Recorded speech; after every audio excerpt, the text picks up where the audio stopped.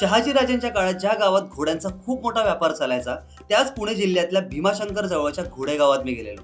आणि इथे एक असं युनिक शनी मंदिर आहे ज्याचं कनेक्शन थेट आपल्या छत्रपती शिवाजी महाराज टर्मिनस सोबत आहे. पहिली गोष्ट तर या मंदिरात असलेली शनिदेवाची मूर्ती बैठी आहे. महाराष्ट्रात अशी मूर्ती कुठेच नाही. अपवाद मुंबईच्या डोंगरीमधली ही शनिदेवाची मूर्ती. या दोन्ही मंदिरांमधल्या मूर्ती सेम आहेत आणि दोन्ही मूर्ती बनवल्या गेल्या त्या काळाच्या विटी स्टेशन म्हणजेच आजच्या CSMT वर.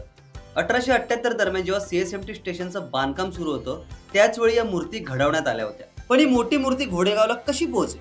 तर CSMT स्टेशनच्या बांधकामासाठी घोडेगाव मधलेच एक कॉन्ट्रॅक्टर सुद्धा होते. त्यांनी म्हटलं होतं की मी आपल्या गावातल्या शनी मंदिराला तटबंदी बांधून देणार आणि एक मूर्ती सुद्धा घडवून देणार.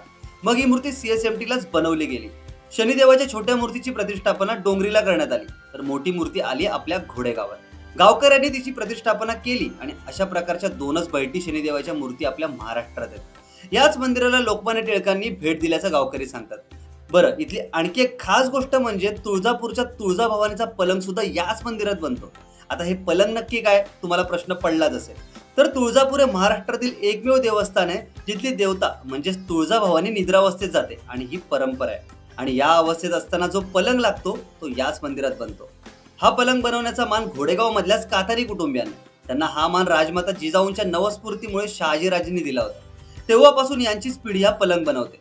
पलंग जोडताना 2 दिवस अन्न पाणी काहीच घ्यायचं नसतं आणि दसऱ्याच्या आदल्याच दिवशी हा पलंग तुळजापूरला पोहोचतो.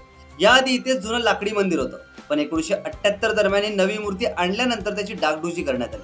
आज इथे भव्य मंदिर आहे आणि घोडेगावच्या बाजारपेठेतच आहे. कधी आला तिथे तर या मंदिराला नक्की भेट द्या.